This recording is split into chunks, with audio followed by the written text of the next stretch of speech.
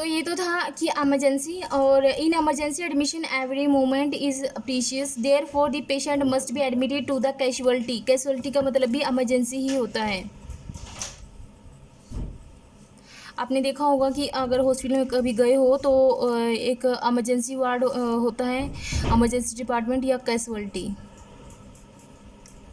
तो दोनों का सेम ही मीनिंग होता है। जब कोई इमरजेंसी पेशेंट आता है तो सबसे पहले इमरजेंसी या कैजुअलिटी में जाता है।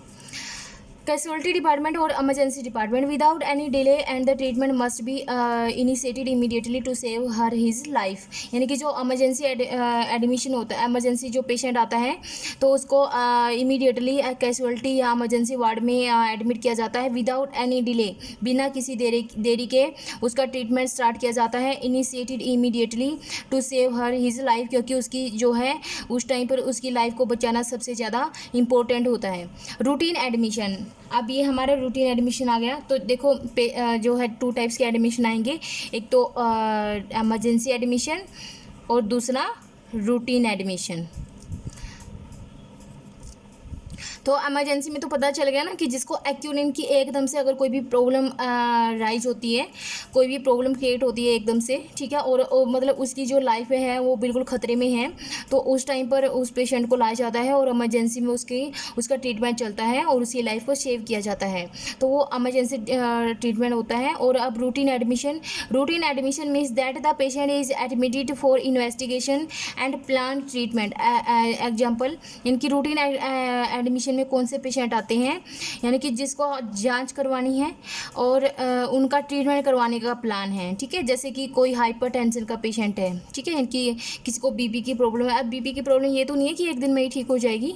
डायबिटीज़ है, शुगर है किसी को, क्रोनिक अपेंडिसाइटिस है, ठीक है, इनकी पथरी है, जॉइंटिस है, पीलिया है उसको, हर्निया, हाइटल हर्निया सुना होगा आपने, क्रोसिस ऑफ लीवर की कोई भी डिजीज़ है, क्रोनिक रीनल फेलियर यानी कि किडनी फेलियर है उसकी, और नेफ्राइटिस और ब्रोंकाइटिस यानी कि किसी भी चीज़ की इन्फ्लामेशन होना। इन्फ्लामेशन होता है सूजन, ठीक है, यानी कि अगर किसी भी चीज़ की इन्फ्लामेशन हो जाती है तो वहाँ पर क्या होता है कि ब्लड सप्लाई जो है बंद हो जाती है, ठीक है।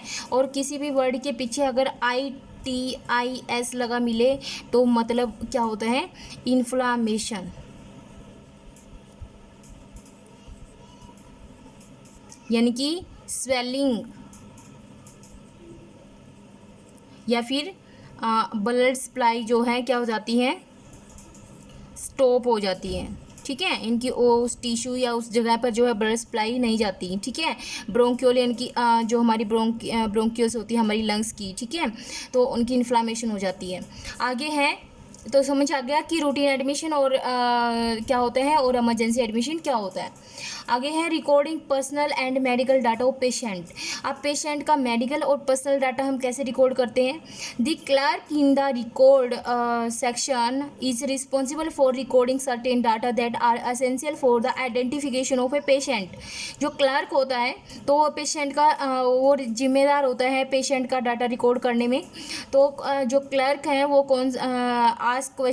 क्वेश्चन पूछता है किससे, पेशेंट से, यानी कि मरीज से क्वेश्चन पूछता है, या फिर अगर मरीज़ की कंडीशन क्या होती है, ख़राब होती है, तो उसकी फैमिली मेम्बर से पूछता है टू गेट द नेम, उसका नेम पूछता है, एड्रेस, एज, जेंडर क्या है, रिलीजन क्या है, ऑक्यूपेशन क्या काम करता है, उसकी आय कितनी है, मैरिटल स्टेटस क्या है, address, telephone number and name and address of the nearest relative, ठीक है। तो ये सारी चीज़ें जो है रिकॉर्ड रखनी होती है एक पेशेंट की।